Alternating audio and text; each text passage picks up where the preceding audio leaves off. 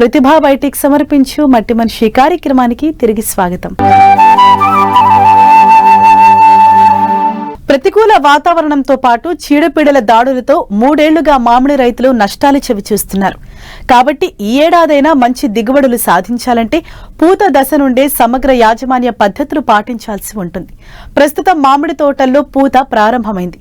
ఈ సమయంలో ఎలాంటి చీడపీడలు తెగుళ్లు ఆశిస్తాయి, వాటిని ఏ విధంగా నిర్మూలించాలో తెలియజేస్తున్నారు బెల్లంపల్లి కృషి విజ్ఞాన కేంద్రం శాస్త్రవేత్త డాక్టర్ శ్రవంతి.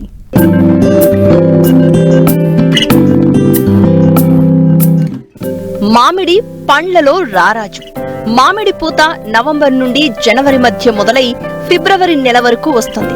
దాదాపు 8 నెలల పాటు చేసే యాజమాన్య పద్ధతులు ఒకెత్తైతే, పూత నుంచి కోత వరకు అనగా దాదాపు 4 నెలల పాటు చేపట్టే సమగ్ర యాజమాన్యం మరో ఎత్తు. మామిడిలో పూతంతా ఒకేసారి రాకుండా దశలుగా ఉంటుంది. దీంతో సుమారుగా 1 నెల మొత్తం పూతకాలం ఉంటుంది. పూత ఒకేసారి రాకపోవడం వలన మామిడిలో సస్యరక్షణ చర్యలు చేయడం, కాత సమయంలో వివిధ దశలలో పండ్లు ఉండడం వలన రైతులకు ఇబ్బందులు ఎదురవుతాయి. కాబట్టి పూత, కాత మొదలైన తర్వాత సస్యరక్షణ చేయడం సరైన పద్ధతి కాదు. ఒకవేళ చేసినా దిగుబడులు తగ్గే అవకాశం ఉంటుంది. పూతకు కొన్ని రోజుల ముందు నుండి తోటను గమనిస్తూ సమగ్ర యాజమాన్య పద్ధతులు చేపడితే అధిక దిగుబడులను తీయవచ్చని తెలియజేస్తున్నారు మంచిర్యాల జిల్లా బెల్లంపల్లి కృషి విజ్ఞాన కేంద్రం శాస్త్రవేత్త డాక్టర్ శ్రవంతి. ఉభయ తెలుగు రాష్ట్రాలైనటువంటి తెలంగాణ, ఆంధ్రప్రదేశ్ లో మనకు మామిడి అనేది ప్రధాన పంటగా పండించబడుతుంది. మామిడిలో ప్రధానంగా మనకు హెక్టార్ కి 3.5 నుంచి 4 టన్నుల వరకు దిగుబడి వస్తుంది. కానీ అదేవిధంగా మనకు దిగుబడి రావడానికి మనం సరైన యాజమాన్యాల పద్ధతులు పాటించాలి. ఎప్పుడైతే మనము మామిడిలో కాత తీసేస్తామో, కాత అనంతరం నెలవారీగా మనం చేపట్టవలసినటువంటి యాజమాన్య పద్ధతులను కరెక్ట్ గా పాటించినట్లయితే మనకు దిగుబడి బాగా ఉంటుంది. జూలై నుంచి మనకు అక్టోబర్ వరకు మనకు వర్షపాతం ఉన్నా కూడా మళ్ళీ అక్టోబర్ నుంచి మధ్యలో వర్షపాతం అనేది ఉండకూడదు.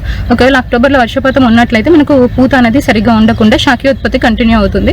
ఈ విధంగా శాఖీయోత్పత్తి దశ అనేది మనకు జూలై నుంచి మనకు అక్టోబర్ వరకు ఉంటుంది. మళ్ళీ అక్టోబర్ 2nd వీక్ నుంచి మనకు ఇంటర్నల్ గా మనకు ఈ ఫ్లవరింగ్ అనేది మొక్కలు స్టార్ట్ అవుతుంది. ఇందులో ముఖ్యంగా గుర్తుంచుకోవాల్సింది నీటి యాజమాన్యం.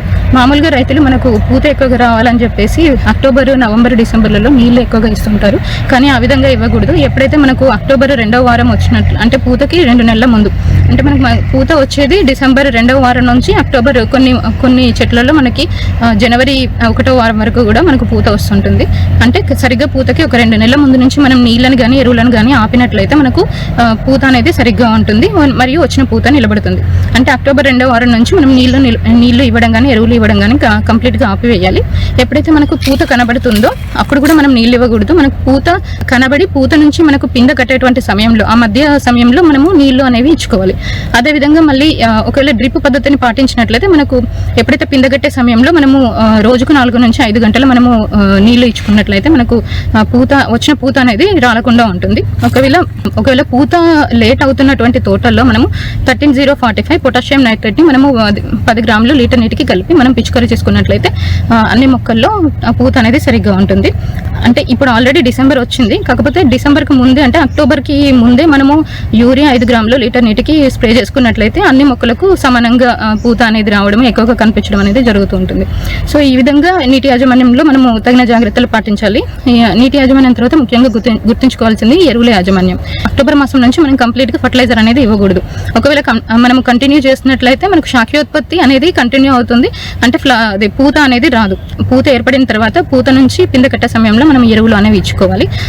ఒక చెట్టుకు, అంటే 10 సంవత్సరాలు పైబడినటువంటి చెట్టుకు అయితే మనము దాదాపుగా ఒక 1/2 kg యూరియా, 1.5 kg భాస్వరం మరియు ఒక 500 గ్రాముల పొటాష్ గనక ఇచ్చినట్లయితే పిందె సరిగ్గా కట్టి పిందె రాలకుండా ఉంటుంది. ఒకవేళ పిందె రాలడం ఎక్కువగా మనము గమనించినట్లయితే మనము NAA నాఫ్థలిన్ ఎస్టిక్ యాసిడ్ అనేది 2.5 గ్రాములు 100 లీటర్ల నీటి కలిపి మనం పిచికారీ చేసుకున్నట్లయితే మనకి పిందె రాలే సమస్య తగ్గుతుంది. అదేవిధంగా దీనితో పాటుగా బోరాన్ లోపం ఉన్నటువంటి తోటల్లో కూడా మనకు ఈ పిందె అనేది ఎక్కువగా రాలుతూ ఉంటుంది. సో బొరాన్ లోపం నివారణకు కూడా మనం బొరాక్స్ స్ప్రే అనేది చేసుకోవాలి. ఈ విధంగా పూత పింద సమయంలో మనం ఎరువుల యాజమాన్యాన్ని చేపట్టాలి. స్థూల పోషకాలతో పాటుగా దిగుబడి ఎక్కువగా రావాలంటే సూక్ష్మ పోషకాలు కూడా అంతే అవసరం ఉంటుంది. సో ఈ సూక్ష్మ పోషకాల నివారణకు మనకు మార్కెట్లో లభించేటువంటి మైక్రోన్యూట్రియంట్స్ ప్యాకెట్ని తెచ్చుకొని మనము స్ప్రే చేసుకోవాలి. అందులో మనకు ముఖ్యంగా IIHR వాళ్ళు రిలీజ్ చేసినటువంటి అర్కా మ్యాంగో స్పెషల్ 5 గ్రాములు లీటర్ నీటికి కలిపి పిచికారీ చేసుకున్నట్లయితే మనకు ఎక్కువగా వస్తుంది. ఈ అర్కా మ్యాంగో స్పెషల్ అనేది మనము 4 సార్లు అంటే ఒకసారి జూన్ జూలై తర్వాత మళ్ళీ 20 రోజులకు ఒకసారి మళ్ళీ 20 రోజులకు ఒకసారి అట్లా 4 సార్లు మనము పిచికారీ చేసుకున్నట్లయితే మనకు పూత ఎక్కువగా నిలబడుతుంది. అంతేకాకుండా వచ్చినటువంటి కింద కట్టినటువంటి అవి కూడా మనకు రాలకుండా ఉంటాయి. ఈ విధంగా నీటి యాజమాన్యంతో పాటు ఎరువుల యాజమాన్యంలో తగిన జాగ్రత్తలు పాటించాలి. మామిడి పంటలో పూత దశే కీలకం. పూతను రక్షించుకుంటేనే ఆశించిన దిగుబడి వస్తుంది. అయితే పూత నుండి కాయ దశలో చీడపీడలు అధికంగా ఆశిస్తూ ఉంటాయి. ముఖ్యంగా తేనె మంచు పురుగు, మసిమంగు, బూడిద తెగులు, పక్షికన్ను తెగులు ఆశించి తీవ్ర నష్టం చేస్తూ ఉంటాయి. వీటిని సకాలంలో గుర్తించి నివారణ చర్యలు చేపట్టాలి. చీడపీడల యాజమాన్యం అంటే మనకు పూత సమయంలో మనకు వాతావరణం చల్లగా ఉండి కొంచెం మబ్బుగా ఉన్నప్పుడు ఏంటంటే ఈ చీడపీడలు అనేవి ఎక్కువగా ఆశిస్తుంటాయి. అందులో ముఖ్యంగా చెప్పుకోవాల్సినవి తేనె మంచు పురుగు. ఈ తేనె మంచు పురుగు అనేది మనకు పూరెముల మీద మరియు ఆకుల మీద, కాండం బెరడు పైన ఎక్కువగా కనబడుతుంటుంది. ఎప్పుడైతే ఇది ఆకుల మీద ఉంటుందో అది తేనె లాంటి పదార్థాన్ని విసర్జిస్తుంటుంది. విసర్జించినటువంటి తేనె మీద మనకు ఈ మసిమంగు సూటి మోల్డ్ అంటాము, నల్లగా అది ఏర్పడుతుంది. సో ఈ విధంగా ఏర్పడడం వల్ల మనకు కిరణజన్య సంయోగ క్రియ అనేది సరిగ్గా జరగకుండా మనకు పూత అనేది తక్కువగా వస్తుంది. ఈ మసిమంగును కూడా నివారించాలంటే మనము ముందుగానే మనము 1500 ppm నీమ్ ఆయిల్ కానీ నీమ్ ఆయిల్ని మనం స్ప్రే చేసుకోవాలి. అయినా కూడా మనకు తేనె మంచు పురుగు నివారణ అంటే పూతకు ముందుగా మనం డైమిథేట్ 2 ml లీటర్ నీటికి పిచికారీ చేసుకోవాలి. పూత దశలో ఎటువంటి పిచికారీకి వెళ్ళకూడదు. పచ్చి పూత దశలో కానీ నల్ల పూత దశలో కానీ మనం పిచికారీ చేసుకోవచ్చు. కానీ తెల్ల పూత దశలో, మామిడిలో తెల్ల పూత దశలో మనం ఎటువంటి పిచికారీ చేయకూడదు. ఒకవేళ పిచికారీ చేసినట్లయితే మనకు ఈ పరపరగ సంపర్కం జరగకుండా పూత రాలిపోవడానికి ఆస్కారం ఉంటుంది. సో తేనె మంచు పురుగు ఒకవేళ పూత ఏర్పడిన తర్వాత మనకు కనిపించినట్లయితే ఇమిడాక్లోప్రిడ్ 0.33 ml లీటర్ నీటికి కలుపుకొని పిచికారీ చేసుకోవాలి. తేనె మంచు పురుగుతో పాటుగా మనకు మస్మంగు నివారణకు గంజి ద్రావణాన్ని చెట్లపై పిచికారీ చేసుకున్నట్లయితే మనకు మస్మంగు కూడా నివారించబడుతుంది. 2 కిలోలు 4 నుంచి 5 లీటర్ల నీటిలో కలుపుకొని మనము బాగా మరిగించుకోవాలి. ఎప్పుడైతే ఈ మరిగించేటప్పుడు పొంగు వస్తుందో అప్పుడు దాన్ని ఆపేసి ఈ గంజి ద్రావణాన్ని మళ్ళీ మనము 200 లీటర్ల నీటిలో ఉన్నటువంటి డ్రమ్లో మనము ఆ వాటర్లో కలుపుకొని ఆ ద్రావణాన్ని మనము చెట్లపైన పిచికారీ చేసుకోవాలి. ఈ విధంగా పిచికారీ చేసుకున్న 4-5 రోజుల తర్వాత మళ్ళీ నార్మల్ వాటర్తో మనము చెట్ల మీద పిచికారీ చేసుకోవాలి. ఈ విధంగా పిచికారీ చేసుకోవడం వలన మసిమంగు అనేది పూర్తిగా పోయి ఆకులు ఆరోగ్యవంతంగా ఉంటాయి.